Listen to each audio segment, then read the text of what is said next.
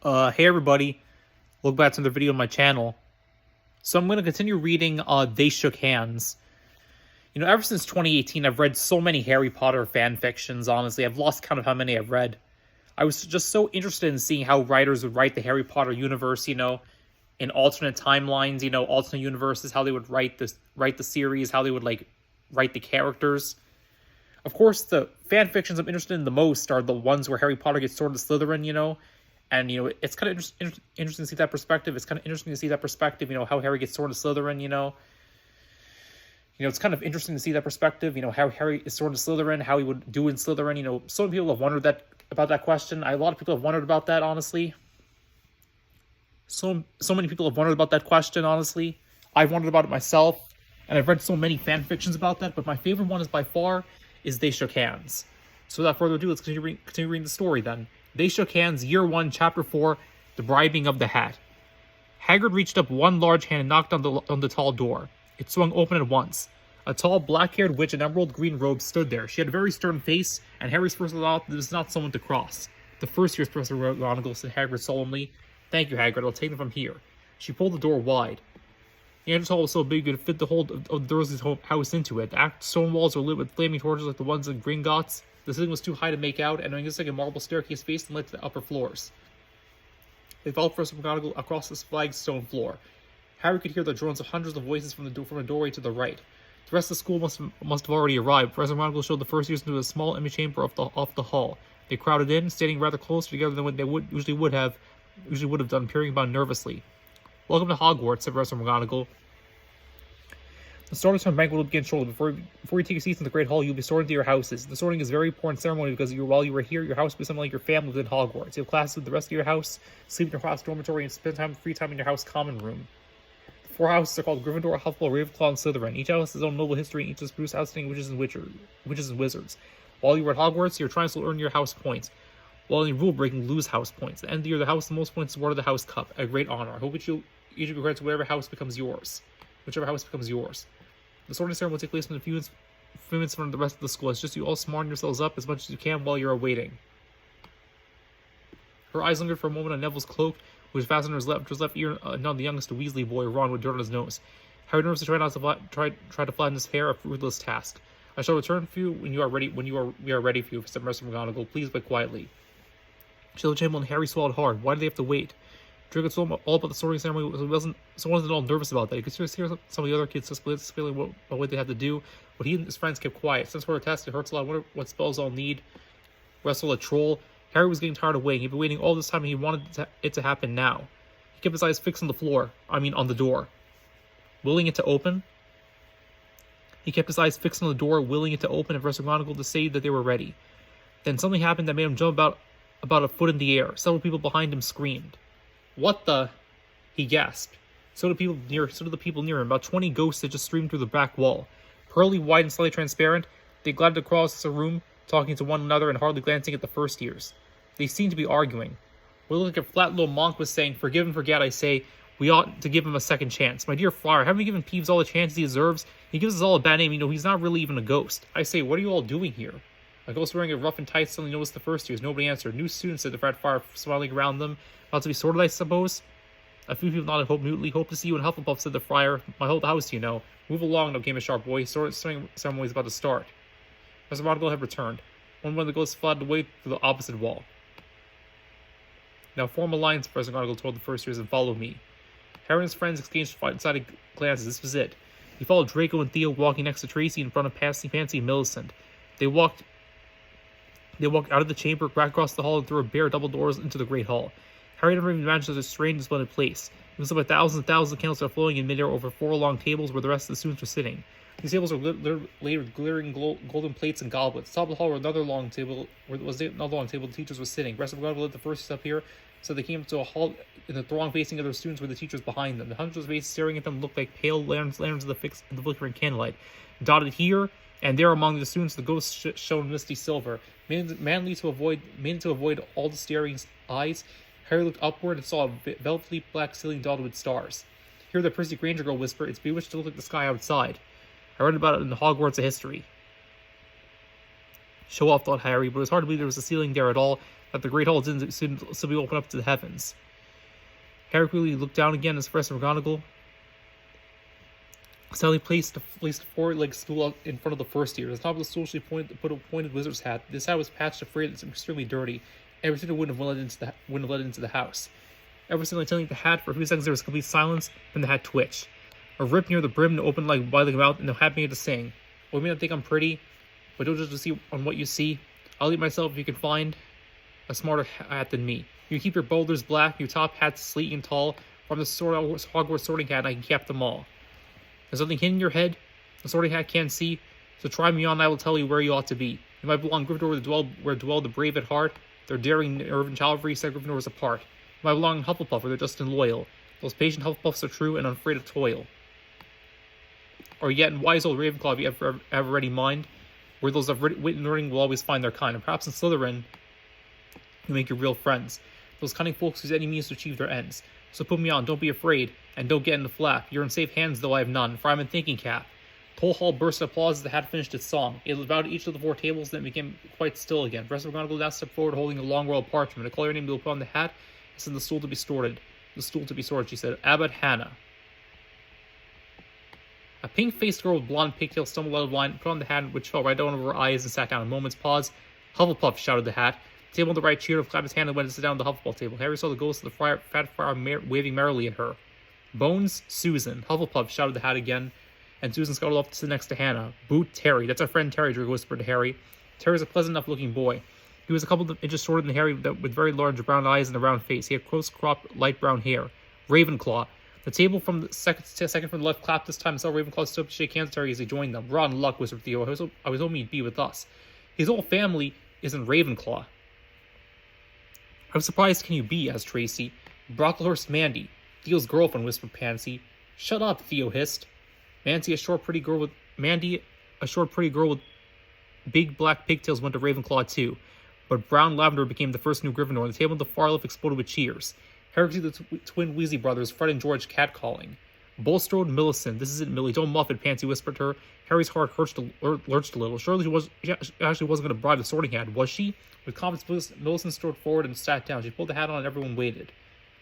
Seconds ticked by as everyone waited breathlessly. Finally, the tier opened up and the hat shouted out, Slytherin. She was smiling as she took the hat off. She saw specifically Pansy went to sit with the Slytherins at the far right table. She did, exclaimed Pansy. I don't know how she did it, but she did. Revenge is ours. Harry's smile was a little weak. What had he started? Michael Corner went to Hufflepuff, and Stephen Cornfield was sent to Ravenclaw. Crabbe Mitson, that was one of the bigger boys that had ridden the boat with Theo and Millicent. Slytherin. Davis Tracy. It took only a second for the hat to yell Slytherin for everyone to hear. Kevin Entwistle went to Ravenclaw. Joseph Mitchell went to Hufflepuff. Seems Finnegan went sat on the stool for almost a whole minute before the hat declared him a Gryffindor. Amy Geegan and Kirsten Golding were also sent to Gryffindor. Anthony Goldstein was a Hufflepuff. Goyle Gregory, that was the other bigger boy. Slytherin. Granger Hermione. The bushy-haired, buck-toothed Muggleborn almost ran up to the stool and jammed the hat equally on her head. Draco, Theo, and Tracy all evinced various expressions of distaste. Pansy had a very eager look on her face. The hat was silent for a while. Muffled words could be heard from underneath. It was as though she was arguing with it.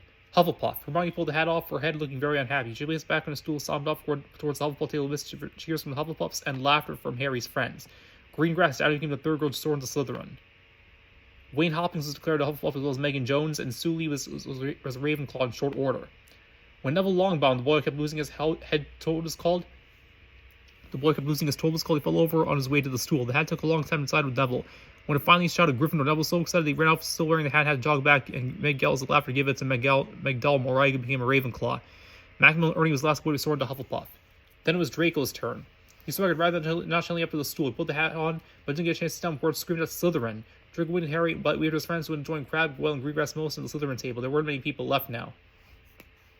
Then it was Theo's turn. He sauntered just as casually as Great Draco. Slytherin. Parkinson Pansy. Slytherin. A pair of twin girls, Padma and Parvati, paid over next to Padma to Ravenclaw, Parvati to Gryffindor. Sally and Perks went to Hufflepuff. Potter, Harry. As Harry stepped forward, a whisper something broke out like little hissing fires all over the hall. Potter, did she say? The Harry Potter? Last thing Harry saw before the hat dropped over his eyes was the hall full of people craning to get a good look at him. And because I think he was looking at the black inside of the hat. He waited. Said a small voice in his ear. Difficult, very difficult. It was just like choosing a wand, apparently.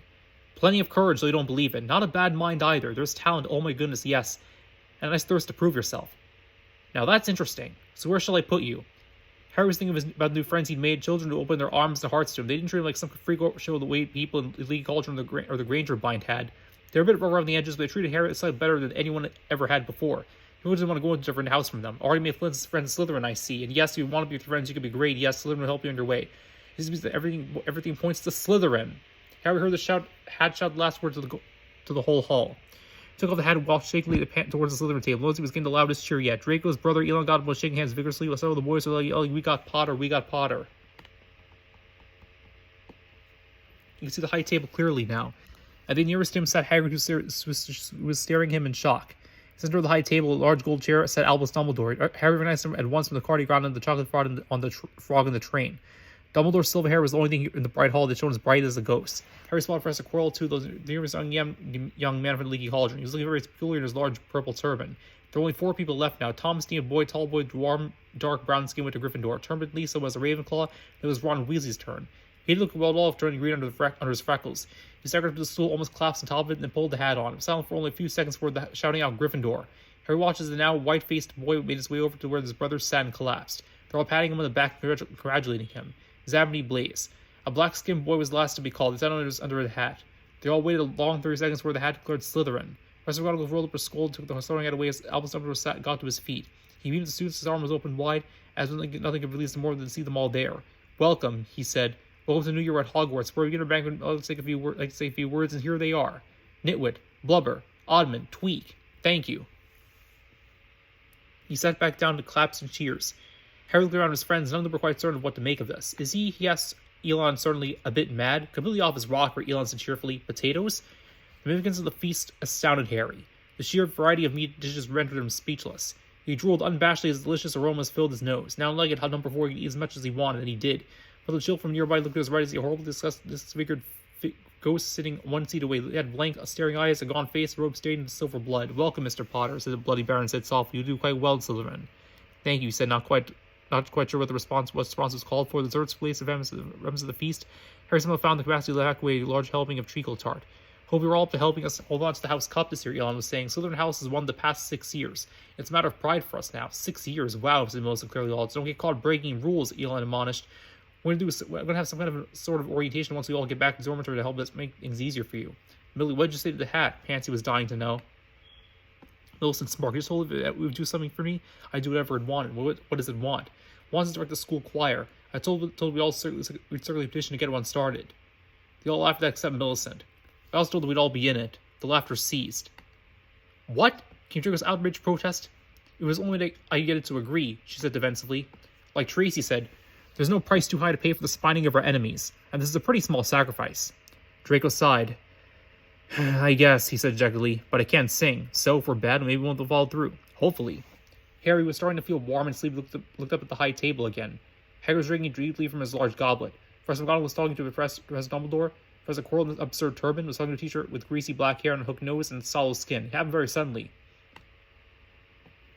The hook-nosed teacher looked past Quirrell's turban straight into Harry's eyes, and a sharp, hot pain shot across the scar on Harry's forehead. "Ouch," he said, clapping a hand to his head. "What is it?" asked Elon. Nothing. The pain had gone as quickly as it had come. Hard shake off was the feeling he'd gone from the teacher's look. He wasn't sure what it was, but the teacher seemed to already know more about Harry than just his name. The look of the man's face had been unreadable. "Elon, who's the teacher talking to Professor Quirrell?" "That's Professor Snape, our head of house. He's the potions master, but he knows an awful lot about the dark arts and will be a superb instructor in that subject." Harry watched Professor Snape for a while, but the teacher never looked back over at him. At last, Deserts 2 disappeared. Professor Dumbledore got to his feet again. The hall fell silent. More stupid words, Draco wondered quietly to Harry. Just a few more words now that we're all fed and watered. I have a few starter terms notices to give to you. First, you should note that the forest on the grounds is forbidden to all pupils. A few older students would do well to remember that as well. Dumbledore's twinkling eyes flashed in the direction of the Gryffindor table. I've also been asked by Mr. Filch. The caretaker reminded that no magic should be used between classes in the corridors. Quiz trials will be held in the second year of the term. Anyone interested in playing the house team should contact Madam Hooch. I finally must tell you that this year the Thornfield corridor, the right-hand side, is out of bounds for everyone does not wish to die a very painful death. Harry laughed, but he was one of the few who did. "He's not serious," he muttered to Elon. "Must be," Elon said, frowning. "That's odd. Usually there's an explanation of new rules. You didn't even tell the prefects about this." "Now, if we're all going to let's sing the school song," cried Dumbledore. Harry knows the other teacher's name and smile as they become rather fixed. Dumbledore not gave because one little flick as he's trying to get the fly off the end. A long golden ribbon flew out of it, which rose high above the tables and twisted itself snake-like into words. Everyone picked their favorite tunes, Dumbledore, and off we go. Hogwarts, Hogwarts, Hoggy, Warty, Hogwarts. Teach us something, please, whether we be old or bald or young with scabby knees. Okay, I'll pause here and I'll continue reading later. Time for Legend, 8 to 6 out.